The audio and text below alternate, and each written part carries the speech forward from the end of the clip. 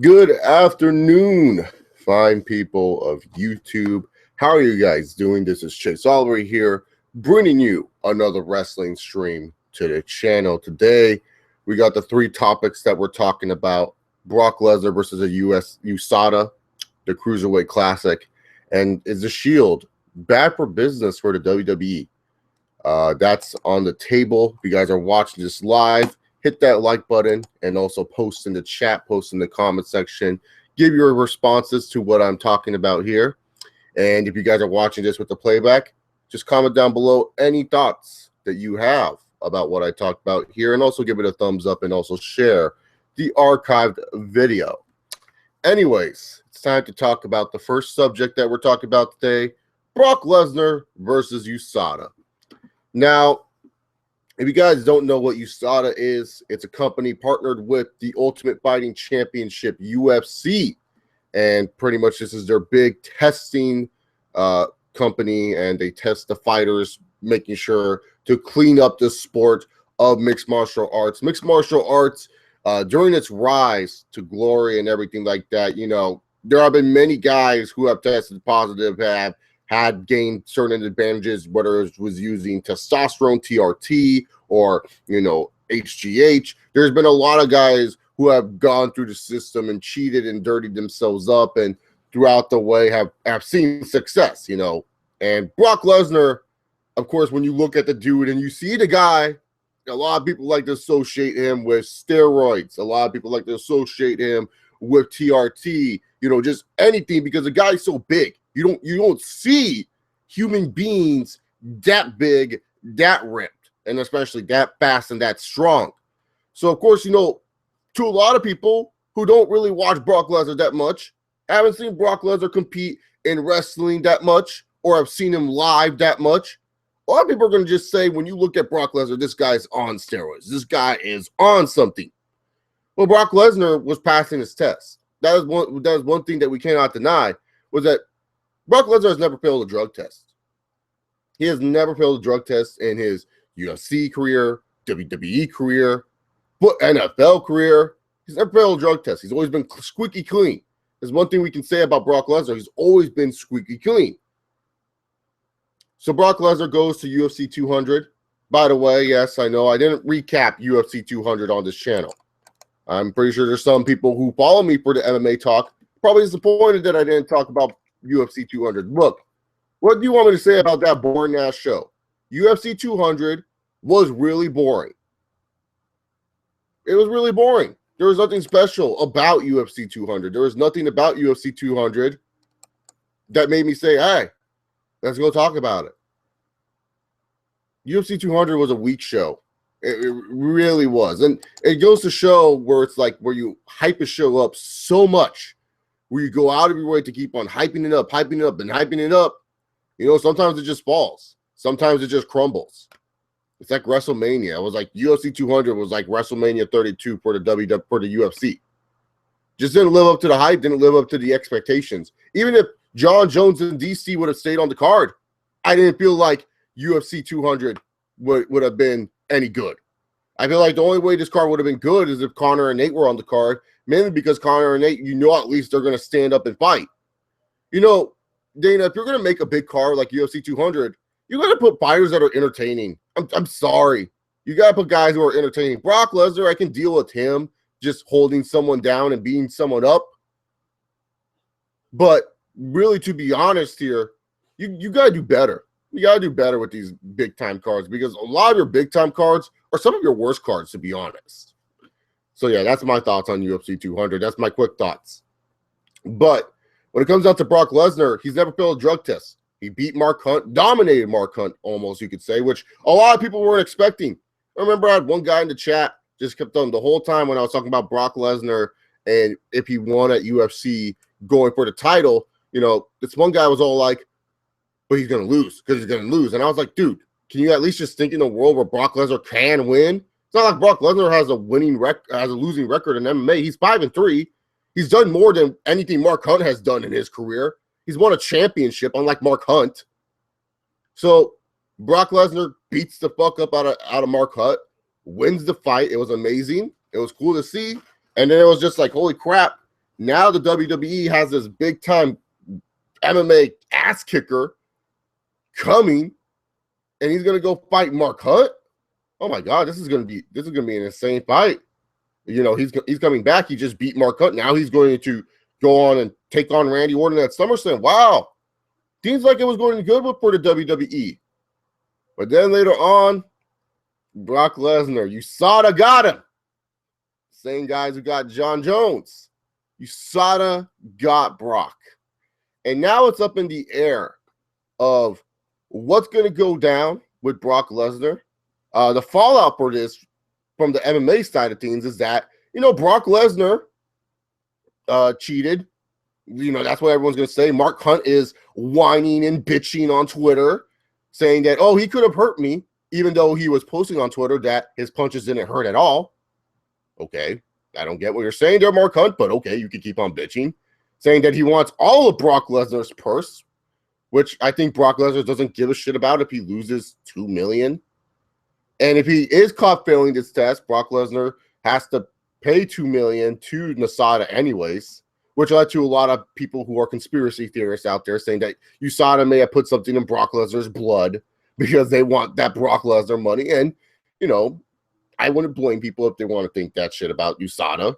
I mean, it's kind of funny, right? USADA busts John Jones and Brock Lesnar. Huh. The two guys that are probably going to be the highest paid guys at UFC 200, huh? Yeah, that is kind of funny. John Jones, though, he was using something, you know, estrogen blockers. Brock Lesnar, we don't know what he's using yet. They haven't announced what Brock Lesnar's using. One of Brock Lesnar's trainers said that his inhaler could be the reason why Brock Lesnar failed the test, because his inhaler has a type of steroid in it for his throat. Not the type of steroid. You know, a lot of people don't realize this. When you, like, a lot of people like to say they like to stay clean their whole life. They never use steroids. Look, if you've ever broken a bone, you ever had surgery before, they give you fucking steroids. You probably use a steroid if you've ever had a surgery. You may not have worked out with it, but you've used a steroid. So this whole Brock Lesnar situation, I just want to know, one of the main things is, will WWE suspend him for 30 days if it does come out that he failed for something?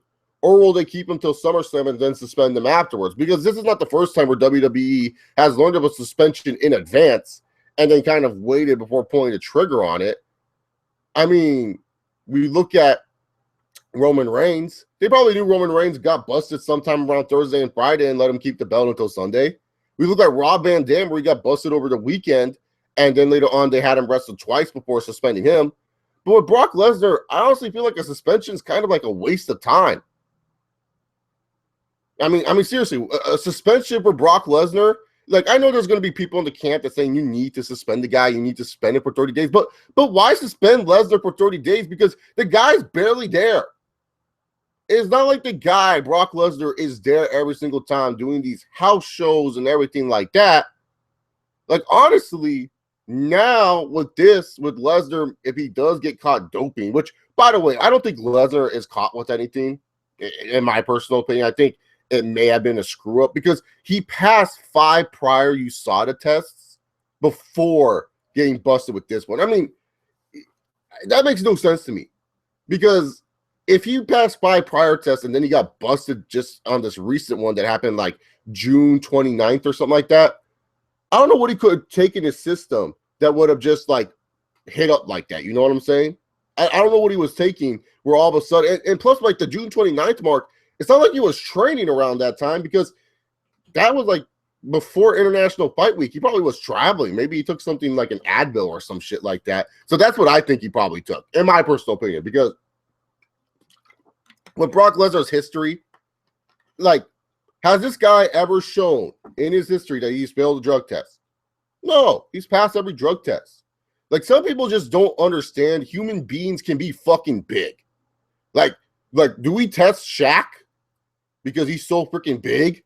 Did we test Yao Ming because he's so freaking big? No, they're just huge athletes. Like, people can be giants. Like, I don't think people understand it. I'm accepting of it. I understand that there's some human beings out there that can be really, really big, really, really tall and everything like that. Other people can't accept that. Other people are like, oh, you has to be on something.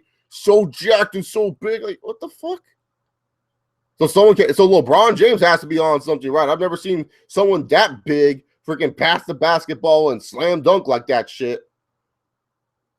Just saying. If Brock Lesnar's going to get this treatment, how come LeBron James doesn't? Seriously. And we also talk about steroids here a little bit more because Draven G says, Blue Knight says, everybody uses roids. Nobody is perfect in the sports world. Just saying. Yeah, everyone uses roids. Who cares? Chris Bandicoot asks, did you draft any superstars to the SmackDown Raw for the WWE Draft On website? Nope. Don't care. Honestly, I'll talk about the draft tomorrow. Tomorrow, I'll be doing my draft recap show. I'm talking about the 3 topics that I have here. Those are the 3 topics I want to talk about. So let me talk about those 3 topics. I don't want to talk about the draft right now. Talked enough about the draft. I already did a mock draft with my boys Justin and the Ross when we did the brand split video. I don't need to talk about the draft anymore. Seriously, it's just a WWE draft. Not as special as the NFL draft because they actually do their stuff correctly. It's just a draft to see where these guys are going to wrestle for. That's it. I don't see anything special about it. And maybe you do. But for me, it's just, I've seen it before. I've seen the brand split before. This ain't the first time ever they're doing this. So why should I act like it is? Just saying.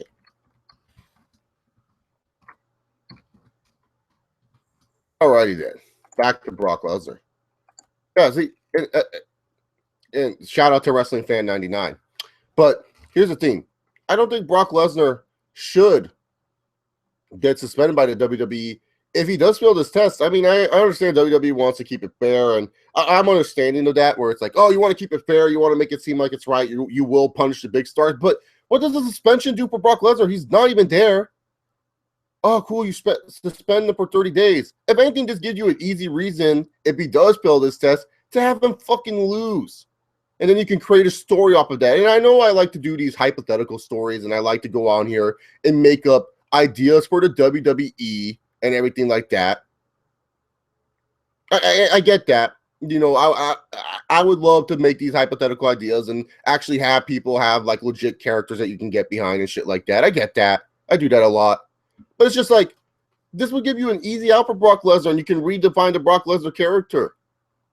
I remember I read a funny comment, like if Brock Lesnar fails all these drug tests, that means all his matches become no contests, which means the streak never ended, which was pretty funny if you ask me. Dynasty 215 asks, only one question about the draft. Does Roman get tonsil treatment fall because of wellness issue in storyline? I talked about that on the post-Raw rundown, that he should probably get that treatment, that would actually be best for the character of Roman Reigns. And we'll talk more about Roman Reigns, Seth Rollins, and Dean Ambrose a little bit later. But I did talk about that already and thought that would be the best road of action. No more draft questions, please. Guys, I'll talk about the draft tomorrow. Is that okay? Is that okay that I recap the draft tomorrow? Because I have work at 5 today, and I don't get off till 12:30. I'm not going to watch the draft. Do not tweet me about the draft. I'll watch it tomorrow morning, and then I'll talk about it tomorrow morning. Just letting you guys know now. I get it, the draft is what everyone wants to talk about, but these are the stuff I want to talk about. Because I find it more interesting to talk about than the draft. Brock Lesnar versus USADA is interesting. It is. I mean, this guy is the biggest draw in wrestling right now. He's probably the most over guy in wrestling right now. He's one guy that you can get your friends to even actually watch wrestling right now. If I told my friends, hey, Brock Lesnar is going to wrestle at SummerSlam, they would come over and watch. Oh, yeah. People came over to just watch the UFC 200 for me, just to watch Brock Lesnar. I always invite people to the UFCs I order. Every time I order a UFC, I ordered all the Ronda Rousey UFCs, you know? And sometimes I would get people to come over. You know, some people want to see what the hype was about. But I can tell you this, I had more people come over for Brock Lesnar than I did for any Ronda Rousey or Conor McGregor UFC I ordered. Hell, Conor McGregor versus Aldo. A lot of my friends didn't really, like, except for the Irish people and the people who follow UFC closely, they came over. They came over to just watch McGregor and Aldo for like 2 seconds. And then afterwards they left. They didn't care about all the other fights. Brock Lesnar, a lot of my friends stayed for the whole UFC 200, sat through that boring-ass show with me. Lesnar has that power. Lesnar has that thing where you will wait for him, and you will see what this guy does. Yeah, so Brock Lesnar, he's one of their biggest draws.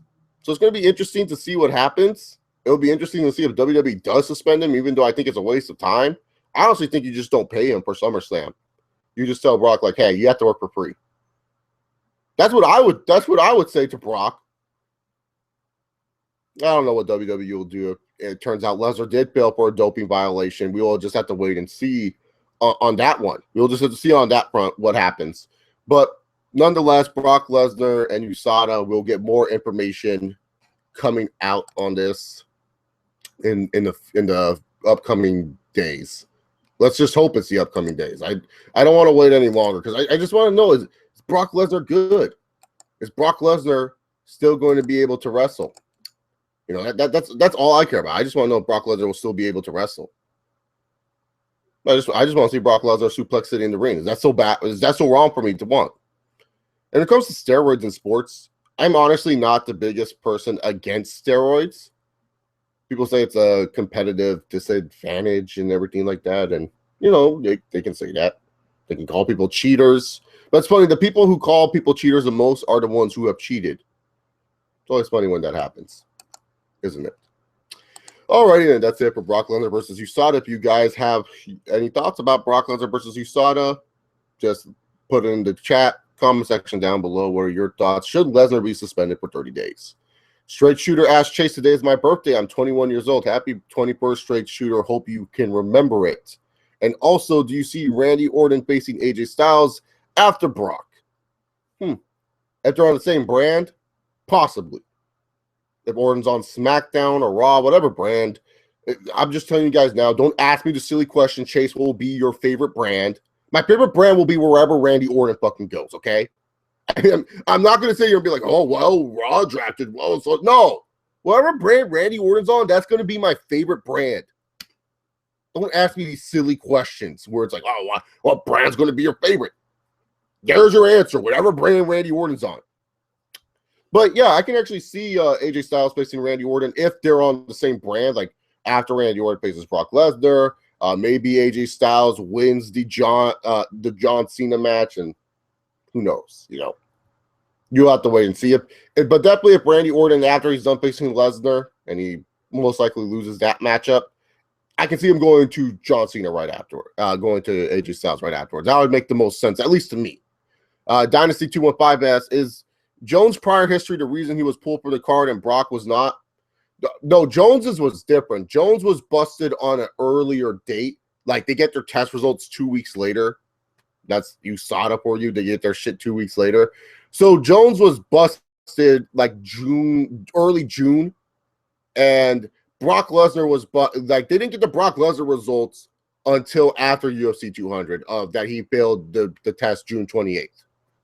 That's why Jones was pulled from the card, because they his results from like a June 12th drug test, and they just got them. Brock Lesnar failed on June 28th, so they got those a little bit later. Well, I wouldn't be surprised if Jones' prior history was one of the things that kind of fucked him over, because, you know, John Jones hasn't been the cleanest cat. John Jones has done, you know, dumb things on his own. So, anyways, moving on to the next topic at hand, the Cruiserweight Classic. And a lot of people asked me if I was going to review this.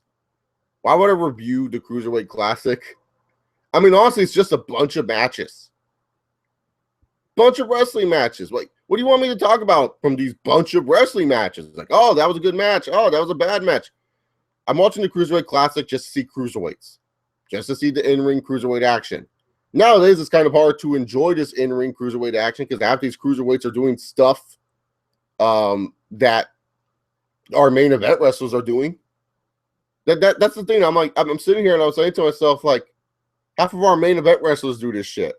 The one thing that made the cruiserweights fun and awesome back in the day, I think people don't realize, is that they were doing stuff that the main event wrestlers weren't doing. That the people going for the WCW World Title or the WWE Championship at the time weren't doing.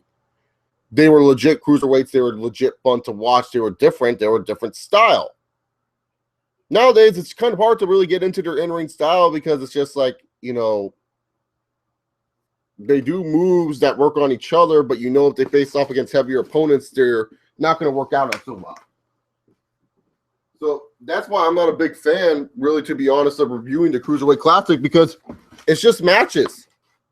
It is just matches. There's no point in me sitting here reviewing a show where it's just so hard to get dialect, because it's not like they're going to build any characters on this show. But I'll talk about some of the matches and stuff like that. I'm not going to review it, just going to say if a match was good. From the first episode, Grand Metallic versus Suarez was good. Ho Ho Lun took on Baby Daivari, little brother. And really, to be honest here, I was surprised Baby Daivari didn't win. Like, Ho Ho Lun, I think he only won because he's from China. Yeah, like, all right, so what was the other match that we had? There was another match. Oh, Cedric Alexander faced some French snob, and he won. And then Kota Ibushi faced another Samoan that's related to the Usos. And that was the best match, probably. That was probably like the one match where I'm like, yeah, definitely go watch it. If you want to watch Cedric Alexander wrestle in the WWE ring, go right ahead. He did nothing special. He kind of had a short match, but Kota Ibushi versus Uso's cousin, yeah, that was good. So that was a fun matchup. But other than that, it was just kind of like, you know, it's just wrestling matches. Now, is that a bad thing? No, because that's what the scene is built around. It's built around the tournament and everything like that. You know, I'm fine with it. But I'm not going to sit here and review it to you and tell you if you should watch it. It's just based on your opinion. If you want to just watch in-ring action, yes, go out there and watch this. But really, to be honest, if you don't give a shit about the in-ring portion of wrestling, you shouldn't watch this. Look, I'm a big Ibushi fan, so yeah, I'm going to watch it. Am I going to watch this week's episode? TJ Perkins is wrestling, and I liked him as Manic back in TNA. Sure, I'll watch him. But I'm not going to sit here and tell you guys to freaking watch the Cruiserweight Classic. It's up to you. You decide if you want to watch this. If you want to waste your time and put your investment into this. I'm putting my investment into this because I'm not the biggest NXT guy in the world. I'll be honest here when I say that. I think NXT is going to go through a transition, especially after the draft. But I'm just saying, when it comes down to the Cruiserweight Classic and what the Cruiserweight Classic does and brings to the table, it's all up on you. It's all up on you. If you like this style of wrestling, if you like what you're seeing on television, on your WWE network, you decide if you want to watch it. You decide if it's worth your time. I'm not going to sit here and review it for you. For me, it's worth my time a little bit. Obviously, the WWE is going to bring back their Cruiserweight division, and I'm not a big fan of the Cruiserweight division in today's world. Back then, it worked. It worked back then. But in today's wrestling, a lot of our top guys are Cruiserweights. And now the Cruiserweight division is a 205-pound weight limit, which is really fucking small, if you ask me. And now you're going to get these guys who are Cruiserweights dominating that division, and then fans all of a sudden want them to become world champs. Yet they don't remember that they were shitting on freaking Rey Mysterio when Rey Mysterio became world champ. Who remembers that? Rey Mysterio was dominating the Cruiserweight division. One thing that made Rey Mysterio so great back in like the early days of SmackDown was the fact that he had his own division. He had his own division to kind of dominate and control.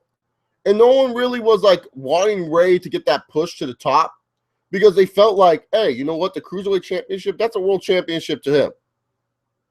But nowadays in wrestling, a lot of people are always about the world title. Everyone has to win the world title. So if we see like Ibushi or Kalisto or someone just dominating with that Cruiserweight title, we're going to want them as world champ.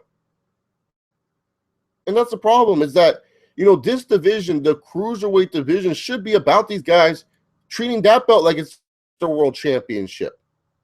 And yeah, we can always have it where like maybe the Cruiserweight champion does like what the X Division title did and did the whole option C route and maybe go on and have like a cool underdog story going for the world title. But seriously, I just don't understand why is it with wrestling fans it's always about a world championship. Yet Rey Mysterio, when he won, everyone shitted on it.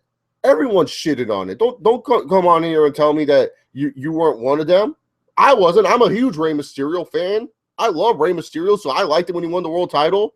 But it did feel weird when you saw Rey Mysterio with the World Heavyweight Championship. It didn't feel natural. It didn't feel normal. No one was sitting here like, oh, this feels great. We all know why he won the World Championship. We all know why Rey Mysterio became World Heavyweight Champion. It was for Eddie. Even Rey Mysterio, if you ask him, hey, did you win that world title on your own? No, he probably will tell you, no, it was because of Eddie why I won the world title. But yet people were shitting on Rey Mysterio becoming world champion because he was known as a cruiserweight to his whole career, and he was the king of the cruiserweight division. But nowadays, people don't shit when Seth Rollins wins the title, or Dean Ambrose, or whoever else is small wins a world title, because this is normal. This is natural in wrestling. But it's just like nowadays, it's like the Cruiserweight Championship now. It's back and cool. I kind of wish they just did a Cruiserweight Classic every year and that's it. But now you're going to be like making the Cruiserweight thing its own division, and now you're going to have these fans watch these wrestlers, and they're going to do good in the ring, and then a lot of these people are going to be like, hey, this guy needs to be a champion. This guy needs it. He deserves it. Well, yeah, he is the champion. He's the Cruiserweight champion. No, he needs the world title. Why does everyone need the world title? Why can't someone just be remembered for doing what they did? I don't know. That's just me. Draven G asks, do you think it's a bit of a letdown that WWE couldn't get Ricochet for the Cruiserweight Classic? No, not really. I think they're going to get Ricochet on a later date. I think he's going to definitely come to the WWE soon. But I don't think it's a letdown that he's on the Cruiserweight Classic. They still got some talent that I didn't think they would ever get. For the first time doing this is actually pretty good. So I don't think it's a letdown at all. I mean, would it be nice to see Ricochet in the Cruiserweight Classic? Yeah, absolutely. But then you get Ricochet in there, and then later on, people are going to ask, why didn't they get this guy? Why didn't they get this guy? I mean, they got Zack Sabre Jr., Kota Ibushi, Cedric Alexander, TJ Perkins, a bunch of other guys. It's like, what the fuck? That's good enough for me. I'm not disappointed. I think Ricochet will find his way into WWE in his own way. Blue Knight asks, I'm not a negative person towards the Cruiserweights, but I don't see the hype now. And just like you said, Chase, the Cruiserweights back then understood how to do their thing in the match. Yeah. The Cruiserweights back then used to have their own thing, used to have their own style. Nowadays, the main eventers are doing the Cruiserweight style. Straight Shooter asks, the WCW Cruiserweight division back then was amazing. It had amazing different styles of wrestling, like Guerrero, Jericho, Mysterio. Yeah.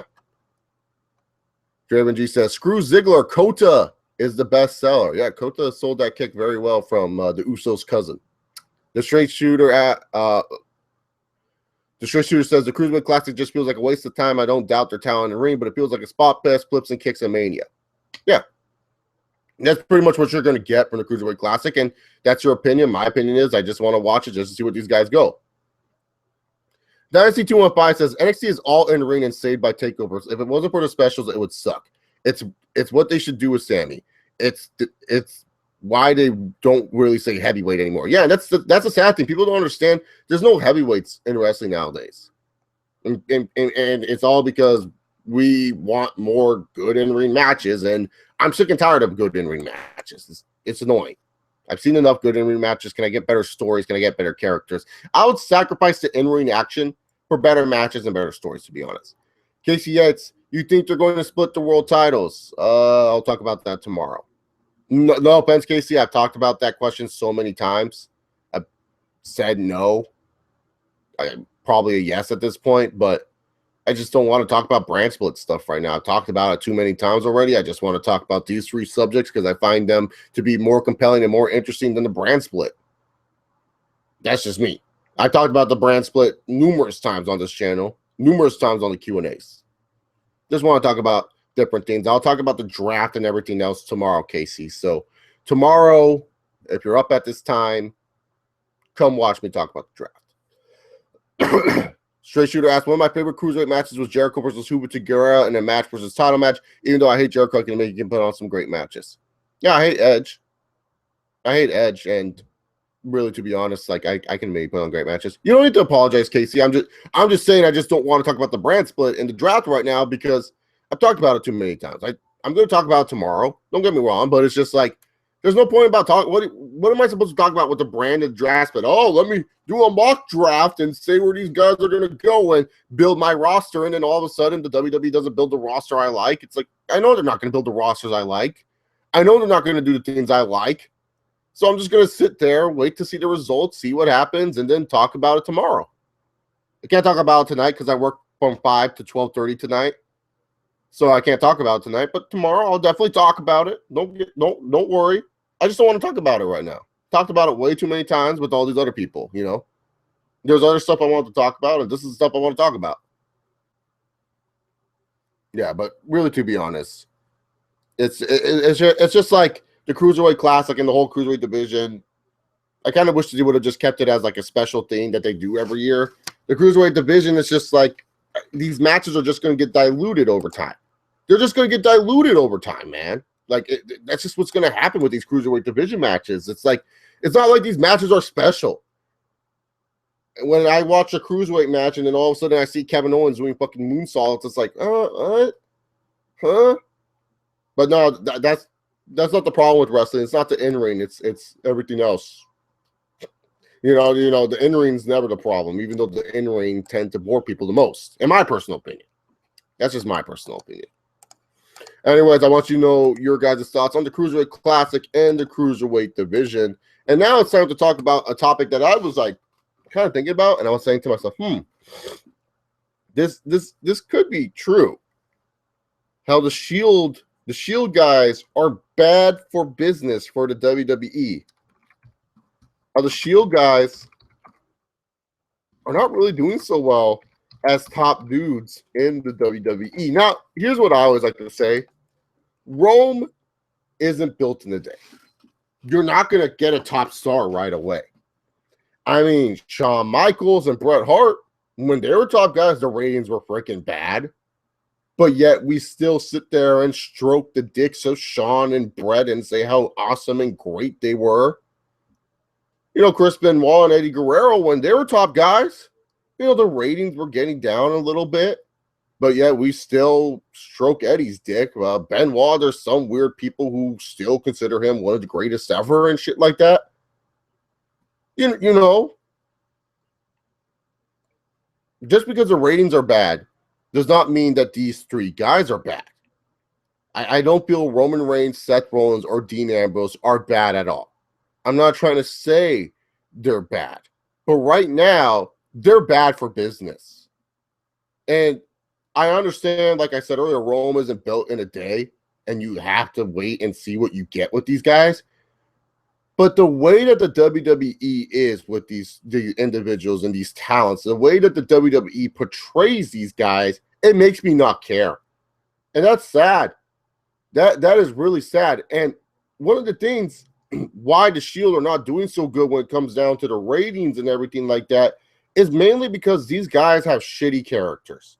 All three of them, I will say this, have unique, wonderful aspects to them in the ring. I can watch a Seth Rollins match any day of the week. I can watch Roman Reigns beat the fuck out of anyone any day of the week. And Dean Ambrose, I can hear him talk any day of the week and everything like that. But it's just like when you look at the Shield and just how their title reigns have just been flops, have just not been interesting, have just been rating killers for the WWE. It's like, what happened? Everyone thought that the ratings would get better with the Shield on top. The Shield were fun to watch. And that's the thing. The Shield were fun to watch. The three separately are not fun to watch. The WWE has made it where it's not fun to watch any of these fuckers. That's what the WWE has done. The Shield was fun because they were dominant. They were destructive. You didn't know what was going to happen. They were united front that no one could stop. That's fun. Yeah, like I know a lot of people don't understand this, but people like dominance. People like people who actually get shit done. Do you like a shitty NBA team or do you like the fucking Cleveland Cavaliers? You would probably like the Cavs more because they get shit done. They're dominant. Same with the Warriors. People paid money for Ronda Rousey. Why? Because she was dominant.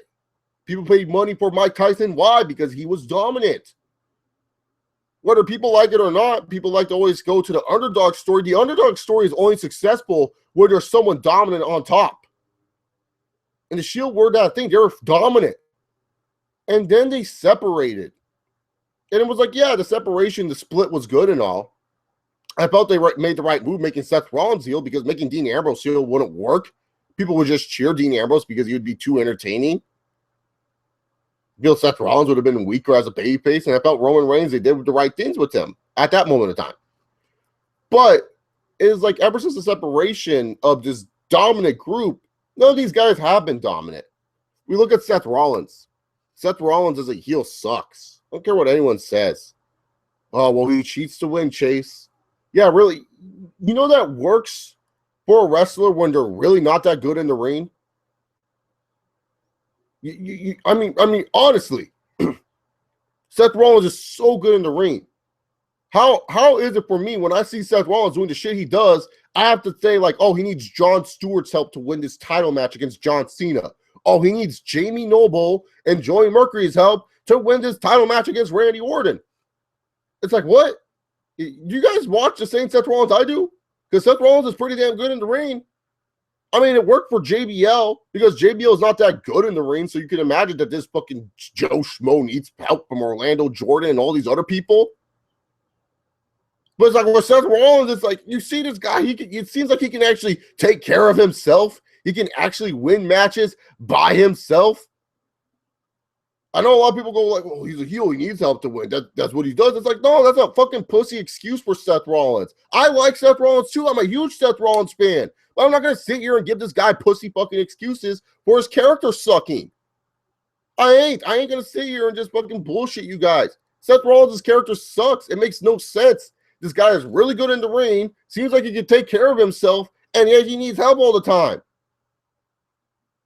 That's not how you make a good heel champ. One cowardly win every once in a while, sure, I get it, to build the tension. But so many of them, you got to get shit done on your own sometimes. And every time they try to do that with Rollins, they make him weaker and weaker by the day. It's ridiculous. Just makes no sense. I just do not understand what WWE is doing with Seth Rollins. They just ruined his character. I get it. A lot of people like him because he's a good wrestler. I'm not denying that. I think he's one of the best in-ring wrestlers currently in the WWE. Not the best. I think AJ Styles takes that honor for sure. But it's like when people are like, oh, Seth Rollins is the best heel, I sit there and I go, what the fuck are you talking about? You guys shit on Roman Reigns for being a shitty babyface. Why don't you shit on Seth Rollins for being a shitty heel? That sucks. It's not his fault. Just like it's not Reigns' fault for being a shitty babyface, it's the WWE's fault. You can't have it where someone's a good fucking in-ring wrestler like Seth Rollins and looks like he can handle himself and he needs help all the time. It makes no fucking sense. And WWE wonders why Seth Rollins is not over because they make him do stupid shit. Seth Rollins could be a great dominant heel just by beating matches on his own, just like Triple H was, just like Kurt Angle was. How do you think these heels became great heels? Because they actually did shit on their own. You can have those cowardly chicken shit heels, but like I said, it has to be the right person. JBL, you can sit there and believe that this fucker needs help and that this guy does not deserve a championship. I mean, it wasn't like Seth Rollins was treated as some jobber bitch in the Shield. You knew Seth Rollins could be something special. JBL, when he was with the APA, you did not think this fucker would ever sniff the WWE Championship. And yet he did. That's why it works with JBL, because throughout your time watching wrestling, you didn't think JBL could be champ. And now he is champ. And so you have to say, this guy needs all the help in the world if he wants to keep that title from boys like The Undertaker or Booker T and stuff like that. With Seth Rollins needs help against Randy Orton, against Kane, against John Cena. Okay, Cena I can understand a little bit, but Dean Ambrose, you need help against Dean fucking Ambrose? Oh, God. Stop. You're ruining this guy's character. Like I said, Seth Rollins, he's not a bad wrestler. He's good. But his character sucks. And people don't want to watch his character. Like I said, I can watch a Seth Rollins match. No problem. Easy. Give me a Seth Rollins match to watch. I'll watch it. But half the time it makes no sense. And it's funny, he gets a free pass just because he wrestled on the independents. Like, no one will ever shit on Seth Rollins for what he is as a performer, because he's a good in-ring worker. But his character is bad, and no one shits on it. No one actually sits there and actually shits on it and tells you why it's bad. I'm telling you why it's bad. Because he's a great talent. He's a good wrestler. But he always needs help. And it makes no sense. It makes no possible sense why this guy needs help to win. And yeah, I'm repeating stuff. And the reason why I repeat stuff so it gets through people's heads. Repetition is key, people. And I repeat that stuff because it's just like, shit. I want people to understand where I'm coming from. A lot of people think I hate a lot of these wrestlers. And no, I don't hate a lot of these wrestlers. A lot of people think I'm negative about wrestling. And yeah, I have good reason to. I have good reason to kind of be negative on professional wrestling. It's not like wrestling has been great. And a lot of people who focus on the in-ring aspect of things will say wrestling's great, but it isn't. It just hasn't been great as of late. And so when I sit there and I just see Seth Rollins, he's great, but he could be so much better. So much better. So yeah, Seth Rollins, this is why he's not being a good success. Look at Roman Reigns. Holy shit, do we even need to talk about Roman Reigns again? We know why this guy is not a success. It's not because of his lack of in-ring ability. It's not because of his lack of mic skills or lack of a look. It's just because he has a shitty-ass character. WWE, instead of making Roman Reigns into a legit badass, guys can fawn over, women can fawn over, kids can look up to, they made him to some cartoony freaking character, and it doesn't work because Roman Reigns shouldn't be a cartoony character, and we don't want to cheer the cartoon characters, WWE. We don't even need to get into Roman Reigns that much. Why the Roman Reigns experiment is a failure is because, let's just be real here. It's a failure because they made it to fail. Who decides before WrestleMania 31, who was the idiot that sat there and said, you know what would be good? We brought Daniel Bryan back in the Rumble. The fuck are you thinking? You all know people want to see Daniel Bryan succeed again. Look, I'm not the biggest Daniel Bryan fan in the world, but his story and his rise to the title at WrestleMania 30 was a good story.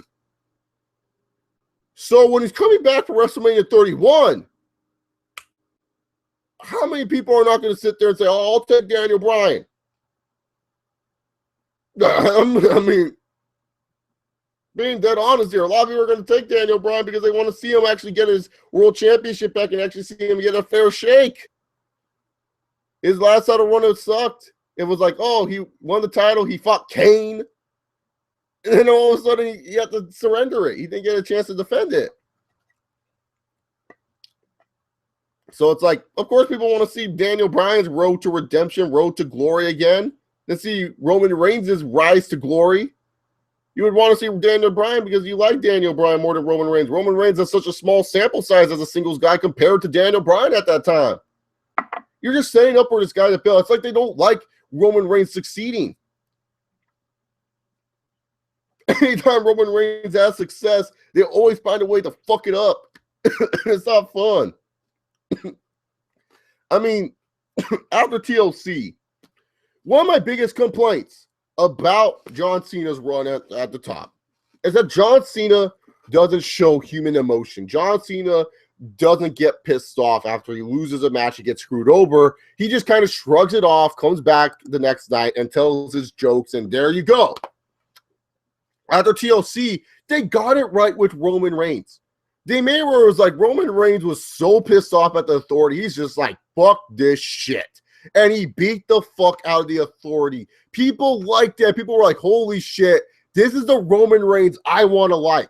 This is the guy I want to like. The guy who is just going to beat your ass, win or lose. That's the guy you want to see.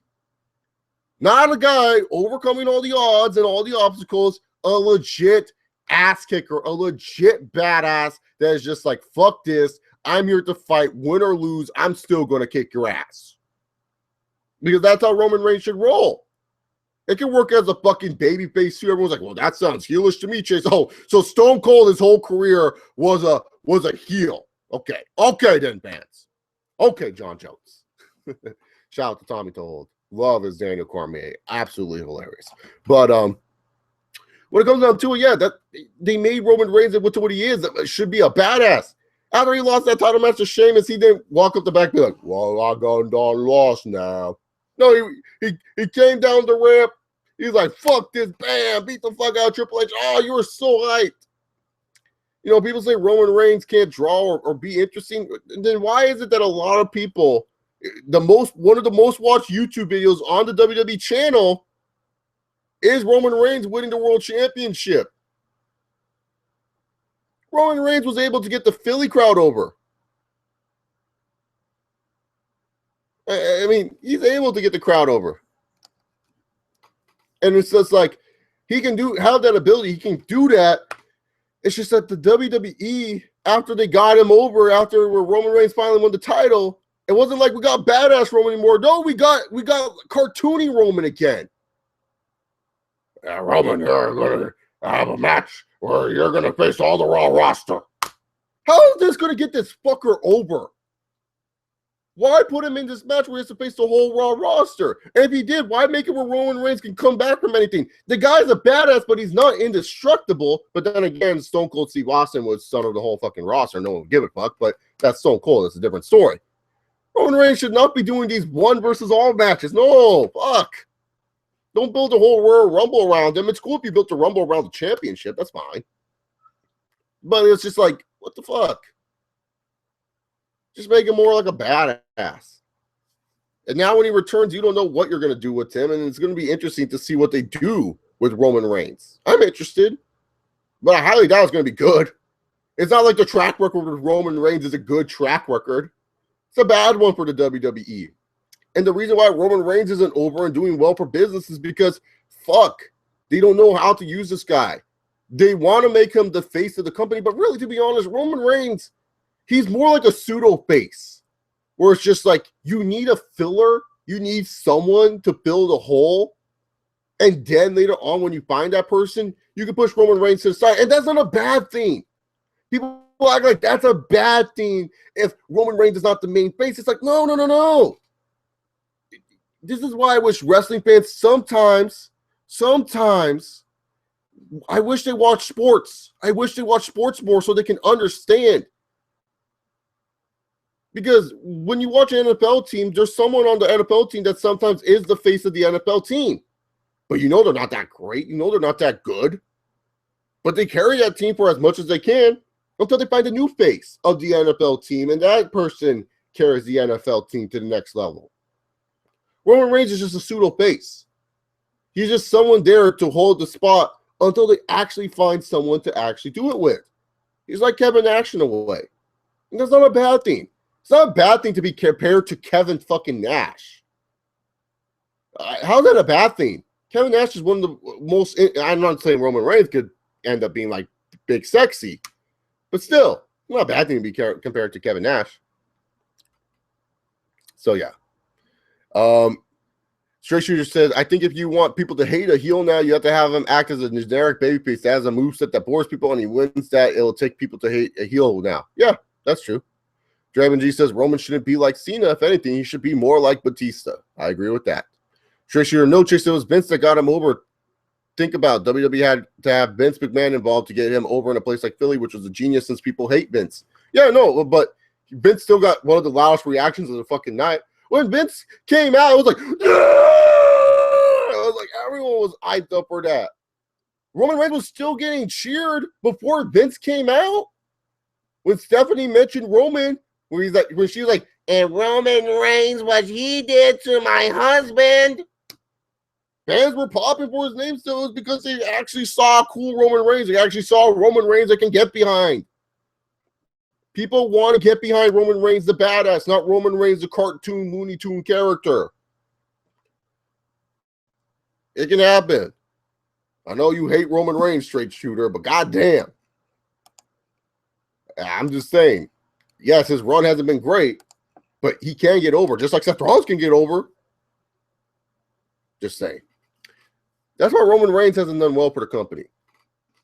It's sad because when I say Roman Reigns and Seth Rollins, you would think that these guys are helping the company, but no, they hurt the company because the WWE gives them shitty characters. And speaking of giving someone a shitty character, no one has been fucked over more by the Shield breaking up Then Dean Ambrose, man. It's such a shame what happened to Dean Ambrose. Holy shit. Oh, God.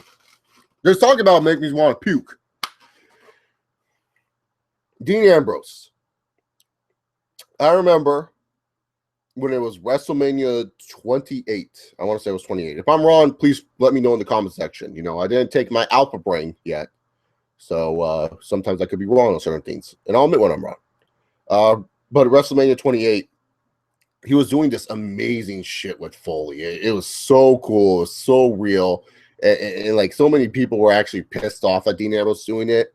And that's why a lot of people thought Dean Ambrose would be a really good heel for the company, is because of the shit that he was doing with Foley. And they were doing these cool promos and stuff like that. And there were so many people that were already like crowning this guy before he even made it onto the main roster, saying that, you know, Dean Ambrose, this guy's the next world champion. This guy's the next big thing for this company. A lot of people were crowning his ass before he made it there, which is why it's always so funny when, you know, people say, oh, they crowned this guy, they crowned this guy. When during the wrestling fans piss on the WWE for crowning someone's ass before they make it to the top, it's like the wrestling fans, it's no problem if they can do it. They can do it. The wrestling fans can say who's the next top guy. But when the WWE wants to do it, oh, no, they don't know what they're talking about. Makes no sense to me. But Dean Ambrose, just remember everyone saying this guy's the next WWE champion. Everyone was saying that this guy is the next big thing in pro wrestling, man. I remember that shit. And that Foley stuff that he did with Mick Foley, go find it. It was actually good. It was actually good. Really good stuff, man. Made you feel like that freaking Dean Ambrose could be the next top star. And then when the Shield came out, oh my God, you know how many people were worried about Seth Rollins' career compared to Dean Ambrose? Holy shit. I remember so many people were like, yeah, whoever this Roman Reigns guy is, he's going to be fine because he's big. Seth Rollins is screwed, but oh, Dean Ambrose, this guy, oh, this guy has a bright fucking future. This guy has a bright fucking future. Dean Ambrose can become the first world champion out of the Shield. Like everyone was saying that. I ask anyone. I have Skype conversations with some other YouTubers that I was talking on here, and so many of them thought Dean Ambrose was going to become the first world champion out of the Shield. If you ask anyone if Seth Rollins would become the first world champion out of the Shield, they would say, ha, good joke. But that's the reality. Seth Rollins was the first world champion out of the Shield. Who would have thunk it? Who would have thunk Seth Rollins when everyone was so high on Dean Ambrose? And then when the Shield broke up, Dean Ambrose was easily the most entertaining character out of the Shield breakup. It was fun watching Dean Ambrose. He was spontaneous. You didn't know what was going to happen on Raw with Dean Ambrose. And then it was like, you know, Hell in a Cell happened. The moment where he should have gone over on Seth Rollins. And I always remember this, dude. I watch this from time to time. If you guys don't know what I like to do, and one of the things why I love the network and why I say you should get the network, even though you probably have your own ways to accessing it, but I say get the network just because of the authenticity and also the HD quality and everything like that. I'm just a snub when it comes to quality, I guess, like you could say. But I always will watch the Hell in a Cell match again, not for the whole match. I'll be doing stuff as the match is in the background, but just for Dean Ambrose coming out, because when Dean Ambrose music hits, holy shit, the pop that he got at Hell in a Cell that year, 2013? Was it 2013? Holy shit. It's crazy to think about. Holy fuck. 2013 or 2014? No, 2014. Yeah, it's 2014. Sorry. My mistake. Like I said, I can get things wrong sometimes. Sometimes years just blend together in wrestling as well. But when he came out of Hell in a Cell 2014, that pop. Holy shit, man. It was like the crowd was like bored from Cena and Orton and a bunch of other stuff. And then the video package play, you're all hyped up for this match. It's like, oh my God. That's when I said, yeah, Dean Ambrose is a main event level talent. This guy's coming out. He has a candlestick on his back, man. This guy is a main event level talent, man. Like, did you not hear this reaction? Did you not hear how this crowd loved this guy? This dude is for sure a main event level guy. And then they fucked it up. They didn't have him win the match. And then it was like Dean Ambrose, instead of winning matches, They treated like Dean Ambrose was already an established star. Like they said, like, oh, well, he's already over, so it doesn't matter. The fans are always going to cheer for him and everything like that. He can lose matches. It's fine. When, no, it's not fine. And instead of making Dean Ambrose this character that it was fun to watch him because he was so spontaneous and crazy, they just made him stupid and dumb. It wasn't like the stuff he was doing was spontaneous. It was just like, it was kind of forced. It was like, oh yeah, it's forced comedy and stuff like that. I mean, don't get me wrong. Some of the stuff when Dean Ambrose was hot at the time, wasn't like the most interesting stuff. Like when he was like having the sex doll and he was like saying, this is Seth Rollins and this is what I'm going to do to it. Like, yeah, that was kind of weird. But like, for the most part, when he was hot, it was fun watching Dean Ambrose. You didn't know what the fuck was going on. So yeah, like Dean Ambrose was hot. And it was just like they were treating it like he was so popular, it's okay if he loses. It's like, no, this is what you don't understand, WWE. When you have someone that's hot, you don't have them lose all the time. They can lose every once in a while. But when someone's hot like Dean Ambrose, you jump on that. You ride that momentum. And Dean Ambrose, you know, winning the title, it's almost funny because it's like, I shouldn't be saying this, but it's almost like a little bit too late when he won the title. Like, I'm happy for the dude. I'm a Dean Ambrose fan. I know a lot of people like to not think I am, but I am. I like the guy. I think he's a good talker. I just think he sucks in the ring. He's not that good. He's not that good in the ring. Let's just be honest here. But hell, Austin, my favorite of all time, wasn't that good in the ring in the later portion of his career. Yeah, early Stone Cold Steve Austin, like when you looked at him as the Hollywood Blonde Steve Austin and ECW Steve Austin, where he could actually wrestle him when he was the ringmaster early in his WWF career. Yeah, that Austin could wrestle. But like Steve Austin, later in his career, was just punches and kicks. He didn't do fucking shit all in the ring. That was amazing. Like the stunner was the only thing you gave a fuck about, but Steve Austin was over. And it was like Dean Ambrose, he became a guy that could actually be a legit world champion that could carry the belt. And then over time, he became one of those guys where it's like, you know, Dean Ambrose is more of a transitional champ. He's just a guy that should just hold the championship and just drop it to someone because he's so over that it would help that guy. And WWE was treating him like that when he was still rising, which made no sense. When Dean Ambrose was still rising up the card, they were treating him as like, hey, he's over. It doesn't matter if he wins or loses this match. You know, a lot of people won't want to admit it. A lot of people don't want to admit it when it comes down to Dean Ambrose. But Dean Ambrose, when he came out for WrestleMania 31, he had one of the loudest reactions. As loud as Daniel Bryan. Dean Ambrose was over. And it sucks because with Dean Ambrose, this guy should be so much more for this company, but he ain't. NFL guy says, fuck off, dumbass. You sound like a shithead. Well, at least I'm sounding a shithead. At least I'm actually showing my face and talking on camera. Not afraid to do it. You think I sound like a shithead? Awesome. I think the other people in the chat would disagree with you, but okay, NFI guy or NFL guy, I don't know what your name is. Okay, it's fine. That's fine. As you retract your message too, because I actually addressed it. Unlike most people NFL guy that do YWC YouTube wrestling community videos, I'm not afraid to talk to my haters or talk to the people that insult me. I find it kind of fun. I actually have something called thick skin. Not literally and figuratively because I'm fat. I'm not afraid to also admit that I'm fat. I'm like most fat neck beard wrestling fans. And by the way, if you guys wondering why I'm growing the beard, because I the beard before and anything like that, like you guys see me with the beard, but this is probably like the longest. Is one simply the best asked me to grow the beard for like 2 months, so I said fuck it, why not? I don't know if he still watches my content, but I said fuck it, why not? And also too because it's just like, you know, just trying a different look. You always got to try different looks. You got to reinvent the wheel every once in a while, not only as professional wrestlers but as people as too. So if you feel like you've been rocking the same look for a couple of years, maybe change it up a bit. So that's why I'm rocking the shitty beard. It's actually growing out pretty well. And also throughout high school and everything like that, I couldn't grow a beard. You know, and even in the beginning portions of college, I couldn't grow a beard. And now, like, I can actually start growing a beard. So that's why I'm growing it. Just because it's like, hey, I can finally grow it, guys. Look, I can grow facial hair.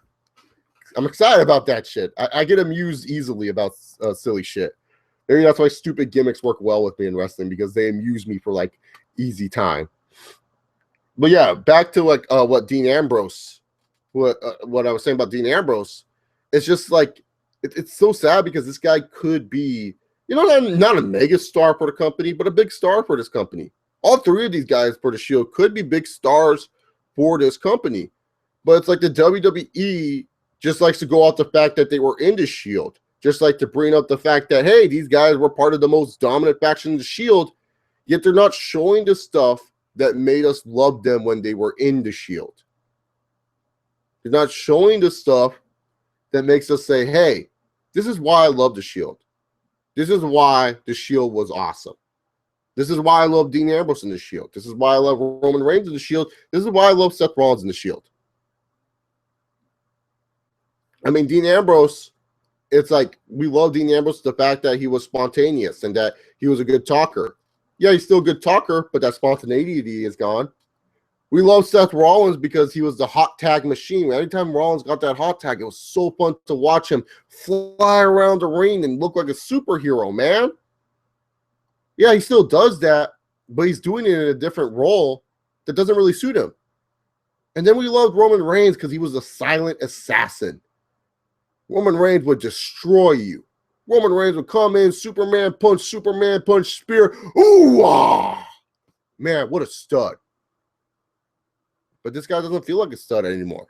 And it's sad because the Shield guys should feel like studs. The Shield guys should be big deals. The Shield guys should be people that I should care about, people that should be people I want to watch on a week in and week out basis, people that should have a big feeling to them, but they just feel like average guys, which sucks. It really does suck because average guys, WWE can take average guys and make them into big stars. They've done it before. It's not like the WWE doesn't have that possibility or power. They've done it before. Look at their history. Shawn Michaels and Bret Hart. Those guys are average as fuck, yet they make them feel like big stars. Stone Cold Steve Austin looks like an average bald guy, but he became a big star. WWE has that. NFL guy says, you know what? You are a nice guy. I'm going to subscribe to you. I want to say I'm a nice guy. I'm not a good guy. I'm not a bad guy. I'm the guy. Believe that. I miss that. I miss that from Roman Reigns. And I always miss the people on Twitter. Oh, he's saying the same shit. No shit, it's his catchphrase. What else is he supposed to say? I'm not a good guy. I'm not a bad guy. I'm the guy. I miss that. I love watching that from Roman Reigns. It was hilarious.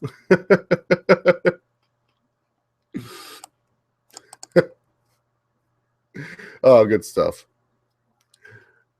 Straight shooter. As much as I love Dean, I always knew that if he had the title, he would be a transitional champion, holding it 1 to 3 months, then losing the title. Yeah, but straight shooter at one point, Dean Ambrose didn't feel like he could be a transitional champion. Draven G face turn. Yeah, I know he turned face right away. I called him out, and then he turned face. He was like, "Hey, you know what? This guy actually is legit." Like, look, I don't give a fuck if you guys insult me. Like, I know my imperfections. Like, that's the thing. Some wrestling fans can't handle insults. I can. I've been on the interwebs for quite some time. I can take it. I don't care. People insult me, call me stupid or whatever. Fine. Call me stupid. I'll call you stupid right back. It's not hard to do. You gotta be like Brock Lesnar in some situations. Just don't give a shit.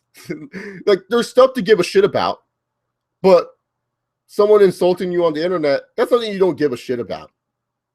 Your job, you give a shit about that. Wherever you're working, no matter if you like it or hate it, you give a shit about it. Because why? It provides money to put food on the table. It's just that when it comes down to it, there's certain stuff you shouldn't give a shit about. And people insulting you on YouTube, you shouldn't give a shit about. Poke fun at yourself too. People don't understand it's fun when you can poke fun at yourself, because then you don't have to take yourself seriously. Taking yourself seriously is like the stupidest thing in the world. It really is. Like, you gotta say, like I know a lot of people, when I say I'm fat, everyone's like, "You're fat." I don't look fat because I used to work out a lot and I just gained extra weight. It's easy to shred that down soon. Speaking of which, I got to hit up the gym later today. I don't know. My arms are sore. At my job, I'm also the stock boy. And I don't know if any of you guys have done stocking shifts, but holy crud, man, that can tire you out. That really can tire you out sometimes because, like, do you guys know what come into soda? Like, have you ever gone to a restaurant and you wonder how do they have all this soda and stuff like that? They have these things called bibs. And these bibs are like 5 gallons. Okay, so 30 pounds, like 30 pounds. Sometimes a little bit more depending on the soda because certain soda has some sugar and stuff like that. So they're around 30 to 35 pounds each soda bib. And man, just picture this. We have to order soda bibs every week. And I have to carry those soda bibs. And not only carry these soda bibs, but I have to first in, first out, FIFO. If you guys don't know what that means first in, first out. So I have to go by the expiration date. So just imagine grabbing all the soda bibs that are on the top, especially if they're that high up, pulling them down to the ground, then grabbing the other soda bibs and putting them inside of that place, and then putting the soda bibs back. Oh, God. That's such a workout, man. That is such a workout. I remember one of the coworkers had to help me out a little bit, and the manager told him, you know, it's heavy, right? She told him it was heavy, and he was like, no, it's all right. I got it. And I was sitting over here sweating, tired, because I lifted all these soda bibs, and I was helping, and I was happy that someone was helping me. And it was like he was tired after just grabbing 3 of them. And then he was seeing me. I don't know if you guys ever done snatches before, but a snatch weight is where you have a weight on the ground and you throw it up and you catch it. I was snatching these soda bibs because that was the only way to get them on this high level. He's like, how are you doing that? And I'm like, it's called working out. It was tiring. I was tired after last night. It's a hard shift. It's a hard shift for sure, but I like it. It's like my workout for the day. So I was like really tired doing that. So like I lifted like around like 800 pounds worth of stuff. Just keep on going and going, man. Oh God. My work doesn't have Pepsi. It has Coke. So yeah, it's a hard knock life sometimes when you have to do stock. And the reason why I don't say where I work like my old job is because I can get in trouble for that. I think some of them know I do YouTube, but I don't want to say my workplace mainly because I don't want to get in trouble. I actually like my current job. All you should know is that I work at a movie theater. Just look up the movie theaters in my area. You guys should know where I live if you've been following me for a long time. So just look up the movie theaters in my area and tweet me in a private message, and I'll say yes or no. Ain't that hard. You guys are so interested. Yeah, but anyways, the Shield, are they bad for business? Right now they are. Can they be changed? Oh yeah, absolutely. They can definitely rebound and be better for business, but right now I think they are bad for business. Anyways, I'll take a couple of questions and then wrap this up. Gotta stretch it out a little bit, relax, do some laundry. The one thing I hate the most in the world. So yeah. Oh, draft exclusives. Cesaro arrived to SmackDown Live. SmackDown Live. Oh my God. I don't know why they keep on calling it SmackDown Live. It's annoying. It really, really is.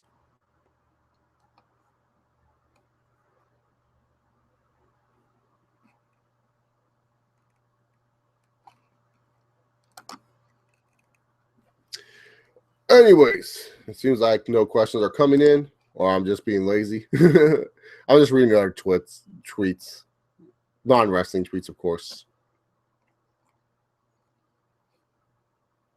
Jim Harbaugh doing a Michigan rap video. That's amazing. Some WWE draft stuff. Everyone's always doing these WWE draft stuffs. Another Mike Tyson documentary. Yeah, it is what it is. All right, then. Since no questions are being thrown in, I'll see you guys tomorrow in the afternoonish area for the WWE draft recap. Draven G asks, do you think WWE might split up AJ from the club in the draft tonight? No, I think they're going to keep him with the club. That's what I think, at least, Draven G. But anyways, like I said, I'll see you guys tomorrow for my WWE draft recap, my thoughts on the draft and everything like that. Holy fucking shit, questions come out of nowhere. Every time I say I want to end the show. Brock Lesnar versus urine sample at SummerSlam, says a straight shooter. I like that idea. Do you think that the first week WWE have gave a damn about this draft?